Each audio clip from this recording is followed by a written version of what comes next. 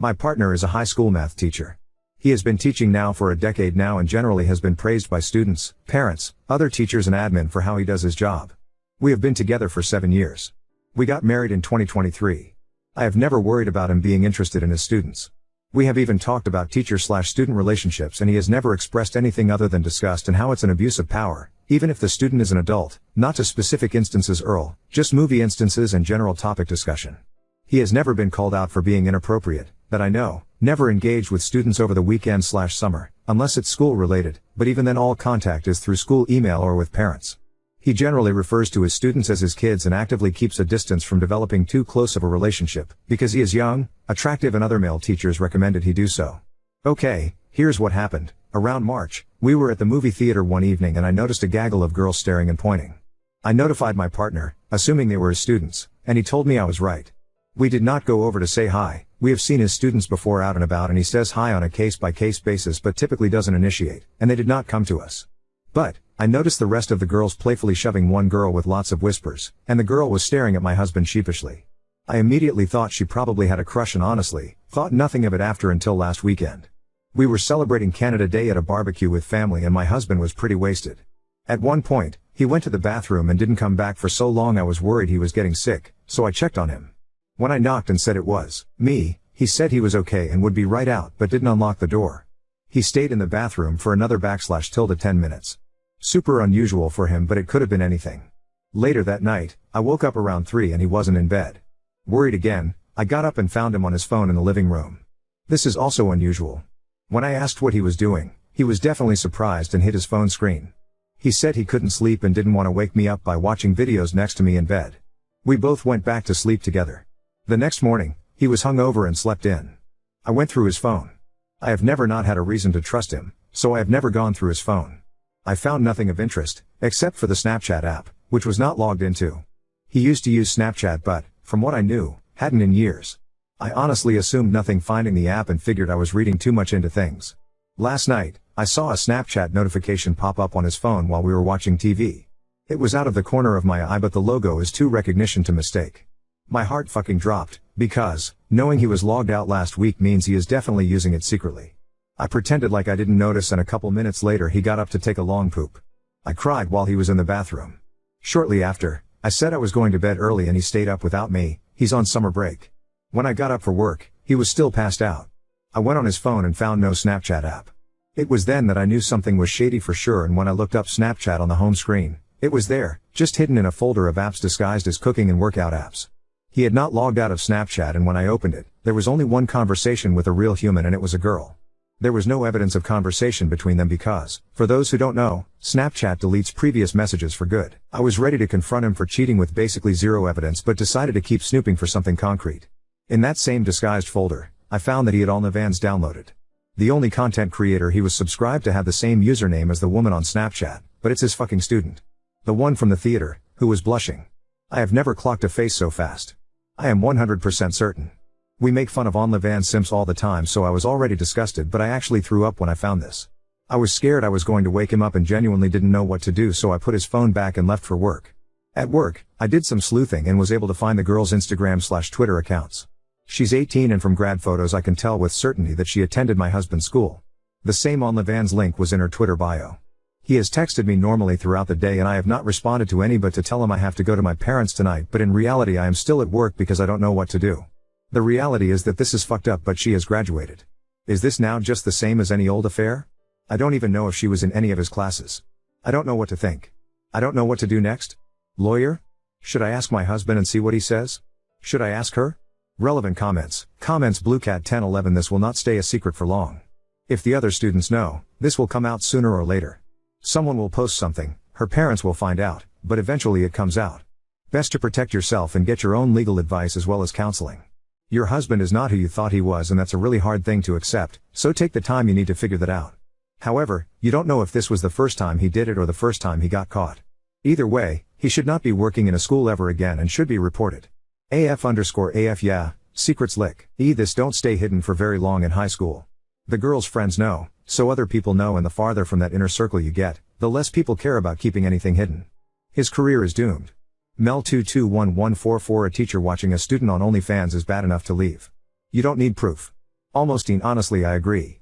Whether they have a physical relationship or not, he's viewing intimate material of his student and obviously conducting some sort of relationship with her. That's horrific behavior. I would certainly consider it infidelity, and even if they weren't in active communication, his desire to view a student in a sexual context would be enough for me to be done with the relationship. Even _budget 2078. Okay, so you saw her at the movies in March and her friends were definitely acting like something was up with her specifically? When does the school year end in Canada? Meaning, did she just graduate in May or June and would have been at the high school in March? You need to see a lawyer. Do not talk about this with your husband for now. Do not talk to her. Please don't do that. That is not a good idea at all. Are you considering divorce, or are you mainly concerned about ramifications to his job? I think you should talk to a lawyer about divorce, but that's me. For his job, this is up to you and I will not judge you if you don't, but please consider telling the school. I'm sorry, but you now know your husband is a risk to his female students. I'm not saying it's a sure thing that he'll prey on another one. But, he is a risk and I think you know this. So, if you know this, what is your obligation to girls at his school? Maybe just to add that it is not okay for teachers to groom students but not act on it until they leave. School here finishes end of June, but high school students are done earlier to complete exams, so mid-June. They graduate in May, as in celebrate and walk the stage, but return to school for exams. Divorce, for sure, unless I am mistaken. But, I am also praying, trying to find any way that this could be acceptable or ignored, because I'm heartbroken. My heart is shattered. I know I have an obligation to protect his students, but am struggling to this of this man as the one I married. I can't even think straight. What kind of lawyer do I get? I've never had one before? Just divorce lawyer? Will they tell his school if I confide in them before I know the truth? Sale Blue, you have the girl's name? If so, I'd confront him by asking about her. I'd ask when did he first subscribe to her account, just casually. When he denies, I would ask if it was before or after they started snapping each other. Is it a paid subscription? Also, you can see when the app has been downloaded if on an iPhone you go to your apps in your settings. It will tell you the date of when the app was downloaded even if it's since been deleted. Your husband is gross BTW. This is a reminder to all PPL that usually when someone is sue against something there is a reason. The reason is often because they are attempting to cover up what they really think, etc., or because they believe if they show they are vehemently against it, PPL will think that's true. Just like PPL who cheat often would be the first to discuss how horrible cheating is. Yes, I know her name. Is there a chance that he is not engaging and just subscribed? A chance that he has her Snapchat but isn't talking? Is there a chance I'm wrong? Should I check when it was downloaded before I ask? If he downloaded it after the school year ended and has not been engaging, is this the same as porn? It feels worse. Blackcott sneak attack, honey, you know the answer. You just want to believe in who you thought he was so badly. Why do you think the girl was so blushy? She knew he was a subscriber. I know. But then I also think that I don't know without proof. Is what I have proof? We share a mortgage. And a cat. We have shared investments. We just passed our 1-year anniversary. I thought I knew him and now I don't even know if I can go home. I don't know where to go. We've never so much as even had a fight where one of us sleeps at a friend's. If I go to my family or friends they will press me and then I can't take anything back. Update 1. My post blew up and there were many updating comments, so I wanted to update. I read every single comment, but there was too much to reply to.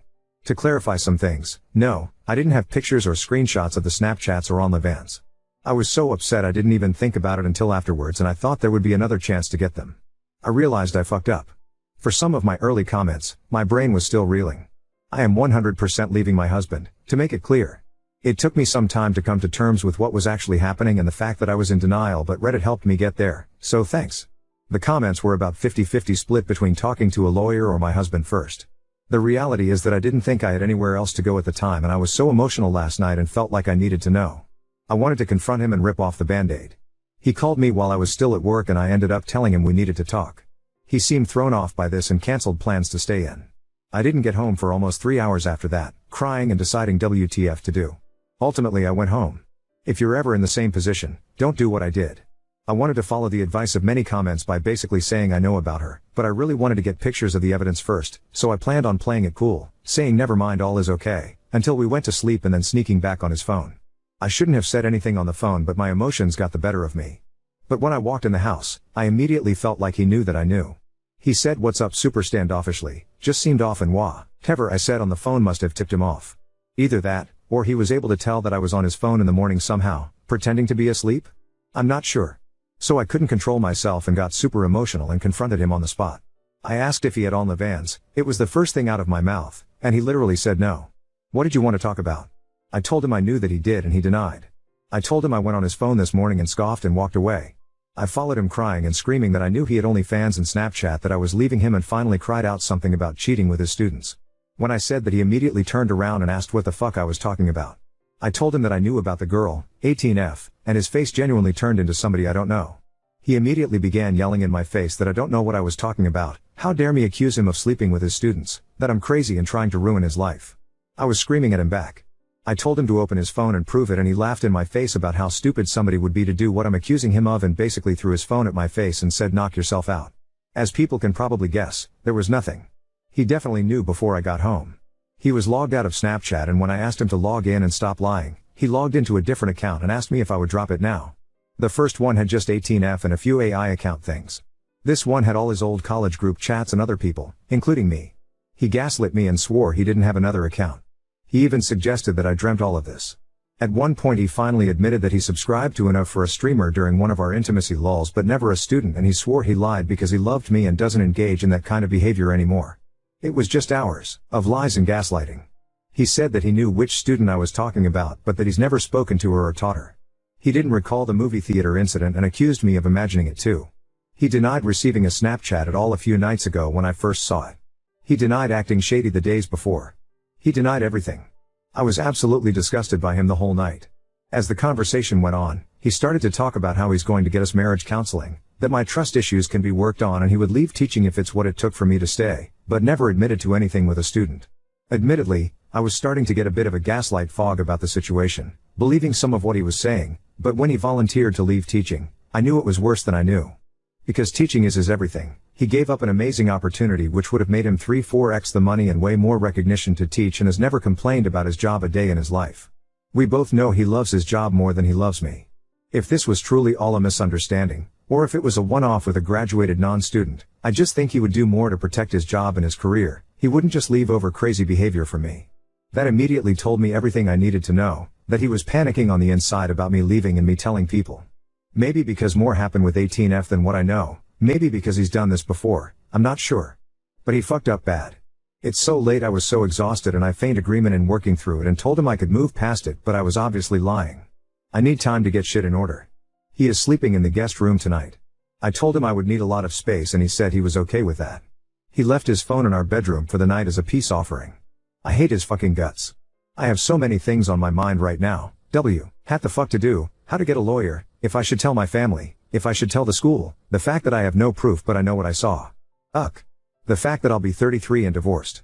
Above all, the fact that my husband may have slept with this girl, that's my gut telling me, because he kept repeating that he would never sleep with his students, over and over, when I was using words like cheat with, look at porn of, or sex with.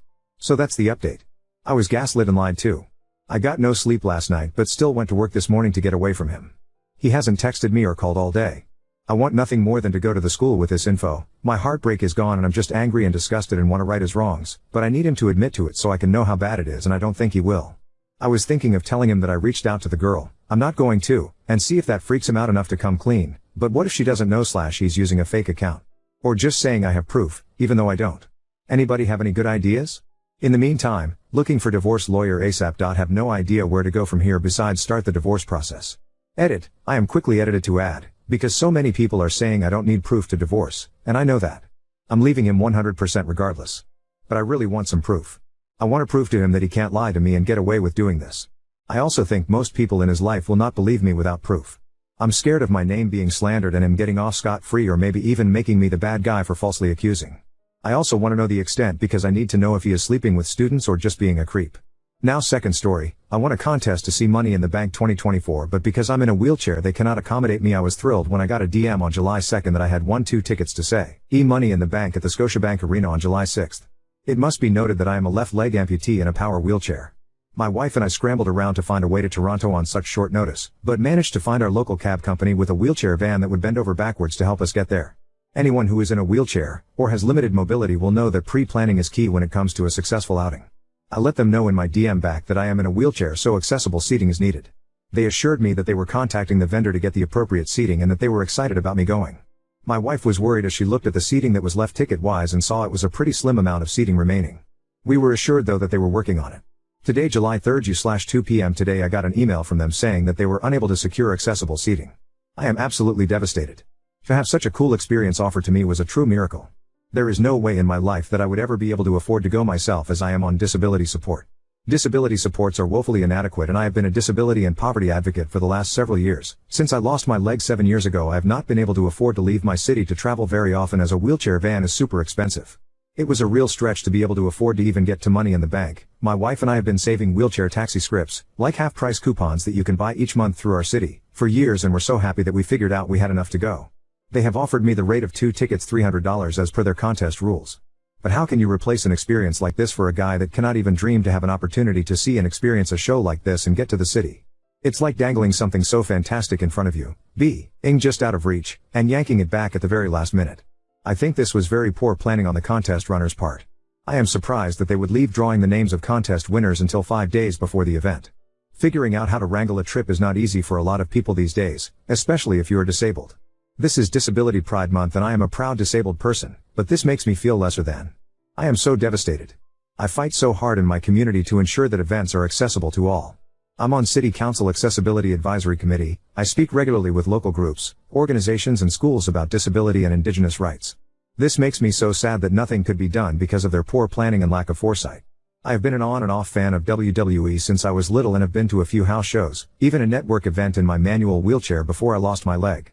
I was in such high spirits knowing that I was going to be able to see Cody Rhodes, Seth Rollins, Drew McIntyre, the women's division, and most of all Kevin Owens. I don't expect anything to happen from telling my story, but I had to tell someone or vent in some way. I feel excluded and defeated. Update 1. Local CTV news station contacted me and am being interviewed tomorrow. Link to my tweet. I wanted to say thank you to outpouring of love and support from everyone and everywhere. I am utterly humbled by your empathy and kindness. Whatever happens, happens, but I am blessed to have known such kindness for my situation. I've been told that some people in WWE have been contacted. So whatever happens, happens. If I don't get to go, then I hope this doesn't happen to anyone else. Like maybe people become more aware of accessibility and the like. It terrifies me that what if this had happened to a kid or something, right? I'm an adult and I can take bad news, but this struck home hard for some reason. I'm a spiritual person, and I want to thank you for the well wishes and thoughts tonight. It has been overwhelming and I'm not afraid to admit, it has made me very emotional and I've cried cause I don't know what to do with all these emotions. I'll update after I speak with the reporter tomorrow. WWE has contacted me directly and apologized profusely for what has happened. I am going to Money in the Bank with all my accessibility needs covered. This is a good ending. Whatever happens next is magical and unexpected. Thank all of you who posted and helped update too. Rody Rhodes just called me personally and we talked for like 5 minutes. The American Nightmare made a Canadian Dream 3. I do not deserve this.